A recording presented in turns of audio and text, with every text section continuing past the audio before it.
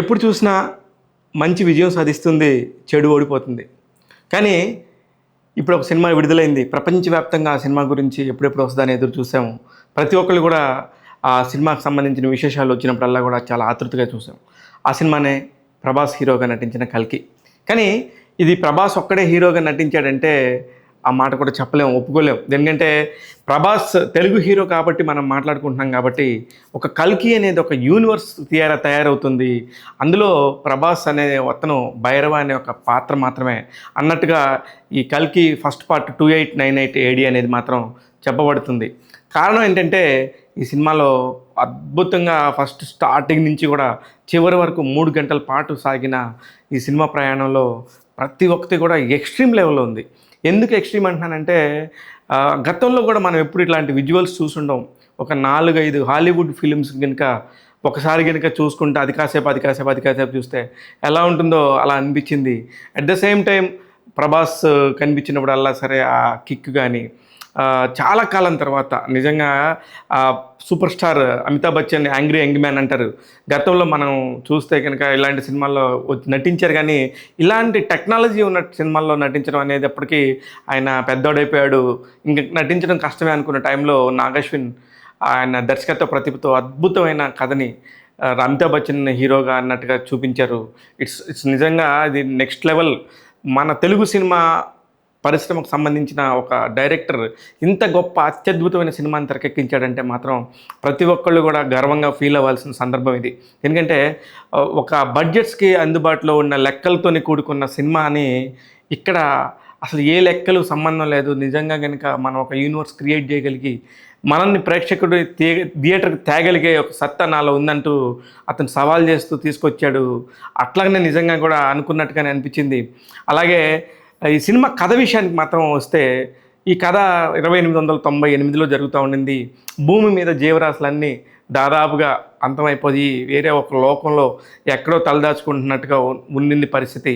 అక్కడ ఒక బిడ్డని కంటం కోసం ఒక బిడ్డని పుట్టిస్తే ఆ బిడ్డ ద్వారా వచ్చే ఒక ఆ స్టెమ్ సెల్స్ ఏదైతే ఉందో దాని ద్వారా తిరిగి శక్తిని సంపాదించుకుందామన్న ఒక దుర్మార్గుడి క్యారెక్టర్ పేరే అతనే సుప్రీం, అతనే కమల్ హాసన్.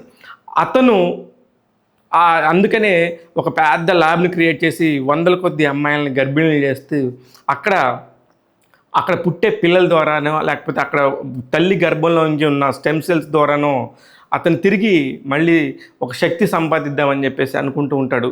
ఇది చూచాయిగా కథ. అక్కడి నుంచి అక్కడ బతికే వాళ్ళందరూ కూడా ఆ పక్కన ఒక చిన్న అది ఏమో పెద్ద లోకం అయితే అద్భుతమైన ల్యాబ్ అయితే దాని పక్కన చుట్టూరు బతికేది ఒక చిన్న లోకం ఉంటుంది. వాళ్ళందరూ కూడా అక్కడికి ఎప్పుడెప్పుడు వెళ్ళాలని ఎదురు చూస్తూ ఉంటారు. అక్కడ ప్రభాస్ నివసిస్తుంటాడు. ఇంతే కథ, ఇంకెంతకంటే నేనేం చెప్పను. దేనికంటే ఇక్కడి నుంచి ఏం చెప్పినా సరే మీ కథలో నుంచి ఇంట్రెస్ట్ పోతుంది. ఇక్కడ మనం కథని బట్టి కాకుండా సినిమా మేకింగ్ని గురించి ఖచ్చితంగా ఆలోచించాలి. ప్రతి ఒక్క క్యారెక్టర్ కానీ అసలు మీరు నిజంగా కూడా సినిమా స్టార్టింగ్ నుంచి చూస్తే మాళవిక నాయర్ ఒక క్యారెక్టర్లో వస్తారు. అలాగే శోభన చాలా కాలం తర్వాత ఇంత పవర్ఫుల్ పాత్రలో నటించారు. పశుపతి అని తమిళ్లో ఒక విలన్ ఉంటారు, అతనికి చాలా మంచి క్యారెక్టర్ ఉంది. అలాగే ప్రభాస్కి పక్కనే తిరిగే ఒక క్యారెక్టర్ ఉంటుంది, హర్షిత్ అనే అతను. ప్రతి ఒక్కళ్ళకి కూడా చాలా లిమిటేషన్స్తో కూడుకున్న క్యారెక్టర్స్ ఉన్నాయి. అలాగే థియేటర్ మొత్తం గొల్లుమనే ఒక కొన్ని సీన్స్కి నిజంగా కూడా ఒక రామ్ గోపాల్ వర్మ సీన్ అయ్యి ఉండొచ్చు. ఒక్కసారిగా అందరూ కూడా రామ్ గోపాల్ వర్మ ఏంటి అన్నట్టుగా అనిపించి ఫస్ట్ టైం ఇలా యాక్ట్ చేస్తున్నాడు అన్నట్టుగా అనిపించింది. ఎంత చక్కగా ఉందో ఆయన స్క్రీన్ ప్రెజెన్స్. అలాగే చెప్పొచ్చు చెప్పకూడదు కానీ ఇంకా చాలా చాలా చాలా క్యారెక్టర్స్ ఉన్నాయి. కానీ అవి నేను చెప్పకపోయినా ఎట్లాగో బయటకు వస్తాయి కాబట్టి చెప్పక తప్పదు. అందుకనే మీకు ఉన్న పెప్పుని కొంచెం తీసేస్తున్నాను, తప్పుగా అనుకోవద్దు. ఎందుకంటే ఈ సినిమాని ఖచ్చితంగా ప్రతి ఒక్కరు వెళ్ళి చూడాల్సిందే, ఎవరు ఆపేది లేదు. అందువల్ల ఇది చెప్పాల్సి వస్తుంది. అది మనం ఎవరు ఊహించలేము. నాగశ్విన్ మొదటి సినిమాలో నటించిన విజయ్ దేవరకొండ సినిమాలో ఒక 2-3 సీన్లో కనపడతాడు. అలాగే రాజమౌళితో పాటు రాజమౌళి గారు ఒక మంచి సీన్లో కనబడతారు. మళ్ళీ నేను నీకు దొరకను, నీకు దొరికితే 5 సంవత్సరాలు కట్టేస్తావంటే ఈ సంవత్సరం ఇప్పుడు తప్పించుకున్నావు, ఈసారి దొరికితే 10 సంవత్సరాలు నిన్ను కట్టేస్తానన్నట్టుగా రాజమౌళి సంభాషణ ఉన్న సీన్స్ నిజంగా అత్యద్భుతంగా తెరకెక్కించారు.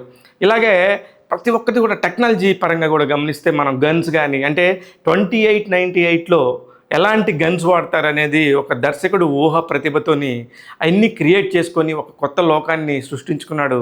ఇది కల్కి లోకం. ఈ కల్కి లోకం మొత్తం కూడా నాగాశ్విన్కే సొంతం. అలాగా దుల్కర్ సల్మాన్ తీసుకోవచ్చు. ఇలా ఒకటి కాదు చెప్పుకుంటూ పోతే వందల క్యారెక్టర్స్. అలాగే Deepika Padukone cinema through out నుంచి కూడా స్టార్ట్ టు ఎండ్ వరకు కూడా ఒక కీలకమైన రోల్లో నటించింది దీపికా పదుకొనే. కానీ ఆమెకి ఈ సినిమాలో నటించే అంత గొప్ప అవకాశం లేదు. ఉన్నంత కొద్ది లిమిటేషన్లో చాలా బాగా నటించారు. మలయాళ హీరోయిన్ అన్నాబెల్కి నిజంగా చాలా మంచి క్యారెక్టర్ వచ్చింది. ఇకపోతే ఇట్లాంటి క్యారెక్టర్స్ గురించి చెప్పుకుంటూ పోతే సినిమా అంతా క్యారెక్టర్సే ఉన్నారు. ఒక కథని చెప్పే ఉద్దేశంతోనే ఫస్ట్ స్టార్ట్ అవుతాడు రాజేంద్ర ప్రసాద్ గారు. ఇట్లాగా ప్రతి ఒక్క అత్యద్భుతమైన భారతదేశంలో ఉన్న అత్యద్భుతమైన నటీనటులందరినీ ఏరి ఒక కూర్చి 3 గంటల సేపు ప్రేక్షకుడిని రంజింపజేయాలని ఒక తలంపుతోని అత్యద్భుతంగా తెరకెక్కించాడు దర్శకుడు నాగాశ్విన్. ఇది నిజంగా Telugu cinema standard, Telugu cinema స్థాయి అని మాట్లాడుతూ ఉంటాం. కానీ నిజంగా బాహుబలితో తెలుగు సినిమా చరిత్రను మార్చింది రాజమౌళి అయితే, నెక్స్ట్ జనరేషన్ చేంజ్ అవుతుంది, ఈ జనరేషన్కి వచ్చే సినిమాలు ఇలా ఉండబోతున్నాయని చెప్పేసి ఒక సూచాయిగా చెప్పాడు నాగాశ్విన్ ప్రతిభకి నిజంగా నమస్కారాలు. ఎందుకంటే ఆయన చూడటానికి చాలా చిన్నవాళ్ళలాగా ఉంటాడు, కానీ అత్యద్భుతమైన కథను తీసుకొని ఎక్కడో నీకు ద్వాపరయుగంలో శ్రీకృష్ణుడు అర్జునుడిని తీసుకొని మళ్ళీ కొన్ని అవతారాల పాటు తీసుకుని దాని కంటిన్యూషన్ అయితే కనుక ఫ్యూచర్లో జరిగితే ఏం జరుగుతుందని చెప్పేసి ఒక ఊహతోని డైలాగ్స్ సాయి మాధవ్ బుర్రతో రాపించడం కానీ, అలాగే నారాయణ్ సంగీత దర్శకుడు అసలుకి ప్రతి ఒక్కటి కూడా, ఇందులో పాటలు లేవు, ఇందులో కామెడీ లేదు. ఇట్లాంటి మాటలు వినడానికి కూడా నాకు చాలా ఇబ్బందిగా ఉంది. ఎందుకంటే చాలామందితో మాట్లాడుతూ ఉంటే కనుక మధ్యలో మన ఫ్లోని కట్ చేస్తారు. ఈ ఫ్లోలో అందులో పాటలు లేవు కదా అంటే మనం ఎక్కడున్నాం, ఏ కాలంలో ఉన్నాము. ఇప్పుడు నిజంగా సినిమాని చూసే పద్ధతి కూడా 2898లో చూడాలేమో అనిపించింది. అంత చక్కగా ప్రతి ఒక్క ఫ్రేమ్ కూడా చెక్కినట్టు అనిపించింది. అదే కనుక మనం హాలీవుడ్ సినిమాను ఒక ట్రాన్స్ఫార్మర్సో లేకపోతే ఇంకొకటో థారో ఇట్లాంటి సినిమాలన్నీ కూడా మనం చూసినప్పుడు ఆహా ఓహో అనుకొని ఒక్కొక్క పీరియడ్కి సంబంధించిన వాళ్ళని మనం చాలా గొప్పగా సూపర్మెన్స్ లాగా కొలుస్తూ ఉంటాం. కానీ ఇందులో అమితాబ్ బచ్చన్ గారి సీన్స్ దాదాపుగా ఒక 8 నుంచి 10 సీన్స్కి విజిల్స్ వేయకుండా ఉండలేరు సామాన్య ప్రేక్షకుడు. ఇకపోతే ప్రభాస్ యాక్టింగ్ చాలా సింపుల్గా క్యూట్గా చాలా వెరైటీగా డ్యాన్స్ వేయటం కానీ చాలా చాలా చాలా బాగా చేశాడు. అంటే ప్రతి ఒక్కటి కూడా ఎందుకు అంతంత సేపు చేశారు, ఎందుకు అంత సేపు పట్టిందంటే సినిమా చూస్తే మీరు కూడా చెప్తారు ఎందుకు వీడు ఇంత ఎక్సైట్ అవుతున్నాడు, నిజంగా ఆ సినిమాలో అంత ఉందా అని చెప్పి మీరు కూడా ఆలోచిస్తారు. ఎందుకంటే ప్రీ క్లైమాక్స్ నుంచి క్లైమాక్స్ వరకు ఖచ్చితంగా చెప్పుకోవాలి. ఒక శంబాలా అనే ఒక లోకాన్ని అక్కడ ఆ లోకానికి ఈ ల్యాబ్కి ఎవరికి తెలియకుండా గుట్టుగా బతుకుతున్న ఒక లోకం, ప్రజలందరూ కూడా అక్కడ గుట్టుగా బతుకుతూ ఉంటారు. ఇవన్నీ కూడా మనకి గత సినిమాలు కనుక గమనిస్తూ ఉంటే బాహుబలిలో ఒక రాజ్యం అంతా ఒకవైపు ఉంటే కనుక ఒక విలేజ్ ఉన్నట్టుగా ఇక్కడ కూడా అలాగే సృష్టించబడింది.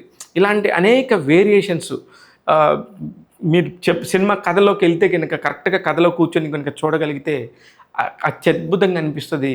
అలాగే ఇందులో ఇంకొక గొప్ప విషయం ఏంటంటే నాగాశ్విన్ కల్కి ఇంతటితో ముగియలేదు, ఇంకా కూడా వస్తూనే ఉంటాయి. నాగాశ్విన్ కల్కి యూనివర్స్లు అనేది క్రియేట్ అయిపోయింది ఈ సినిమా ద్వారా. కమల్ హాసన్ ఆయన రూపం కాదు, ఆయనలాగా లేనే లేదు. పుర్రె 2 బద్దలైపోయి ఉంటుంది, ఒళ్ళంతా వైర్లతో ఉంటుంది. అయినప్పటికీ కూడా ప్రేక్షకుడు అంటే ఎంత తెలివిగలడు ప్రేక్షకుడు అంటే ప్రతి ఒక్కరిని కూడా ఓన్ చేసుకొని చూస్తాడు. అలాగే కీర్తి సురేష్ వాయిస్ వినపడుతూ ఉంటుంది, అయినా కూడా అక్కడ కూడా తను ఎంజాయ్ చేస్తూ ఉన్నారు.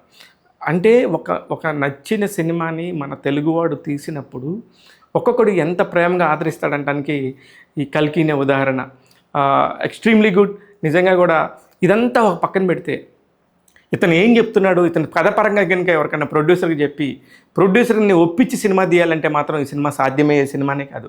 ఎందుకంటే ఒక పక్క ద్వాపరయుగం అంటాడు, ఇంకో పక్క కల్కి అంటాడు, మధ్యలో ఉన్న క్యారెక్టర్స్ ఏంటి అని చెప్పేస్తే చాలా అసలు ఎవరు కూడా తీయటానికి ముందుకు రాని ఒక దుస్సాహసానికి వైజయంతి మూవీస్ అశ్విని దత్ గారు తెరలేపారని చెప్పాలి. నిజంగా ఒక డైరెక్టర్ మీద క్యాలిబర్ని నమ్మకంతో ఒక డైరెక్టర్కి ఉన్న టాలెంట్ ఏంటో తెలుసు కాబట్టి ఇంతమంది స్టార్స్ని పోగేయగలిగారు వైజయంతి మూవీస్ లాంటి ఒక గొప్ప సంస్థ కాబట్టి hats off to you Ashwini Dutt గారు. అలాగే వాళ్ళ వెనకాల ఉన్న ప్రియాంక దత్ కానీ, స్వప్న దత్ గారు కానీ, నాగశ్విన్ సొంత అల్లుడు కావడంతోనే ఇంత గొప్ప సినిమాని తెరకెక్కించడానికి అశ్విని దత్ గారు ఫ్రీ హ్యాండ్ ఇచ్చినట్టున్నారు. ఎక్కడికి పోసారు మీ 600 కోట్లకి ఇంకొక 4 రెట్లు ఎక్స్ట్రానే వస్తాయి 100%. ఇట్లాంటి ఒక గొప్ప సినిమాని తెరకెక్కించిన మీకు తెలుగు ప్రజలందరూ కూడా నిజంగా హ్యాట్స్ ఆఫ్ చెప్తున్నారు. నేను ఈ సినిమాని ఒక మాస్ థియేటర్లో కావాలనే చూశాను. ఎర్లీ మార్నింగ్ షో 4:30కి సంధ్య 70mm థియేటర్కి వెళ్తే దాదాపు ఒక థియేటర్లో సీట్స్ ఎన్ని ఉంటాయో మిగతా జనం అంతా కూడా నించుని అంతమంది చూశారు.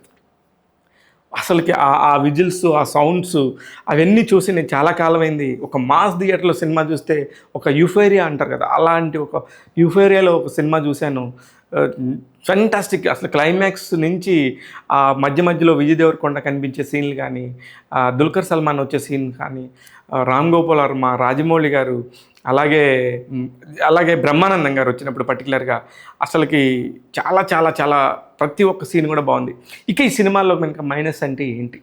మైనస్ అంటే ఏమంటే ఫస్ట్ హాఫ్లో చాలా స్లోగా ఉన్నట్టు అనిపిస్తుంది. అంటే వాళ్ళ క్యారెక్టర్స్ చెప్పటం కానీ, వాళ్ళ క్యారెక్టర్స్ క్రియేట్ అవ్వటం కానీ, వాటన్నిటిని కూడా చెప్పడానికి దర్శకుడు కొంచెం ఎక్కువ టైం తీసుకున్నాడేమో అనిపించింది. అదే ఫస్ట్ హాఫ్ కంప్లీట్ అయిపోయేటప్పటికల్లా ఓకే ఇదేదో చెప్పబోతున్నారు అనే ఒక కంక్లూజన్కి అయితే ప్రేక్షకుడు వస్తాడు. ఇంతకంటే ఇప్పుడు దీనికి మించి ఇంకా తెలుసుకుంటే కనుక మీరు సినిమా చూడాలన్న ఆతృత మిస్ అవుతారు. కాబట్టి ఈ సినిమాకి సంబంధించి కల్కికి సంబంధించి నేను ఇంతవరకే చెప్తాను. కల్కి మూవీకి ట్యాగ్ తెలుగు ఇస్తున్న రేటింగ్ 4/5. నేను మీ శివ మల్లాల.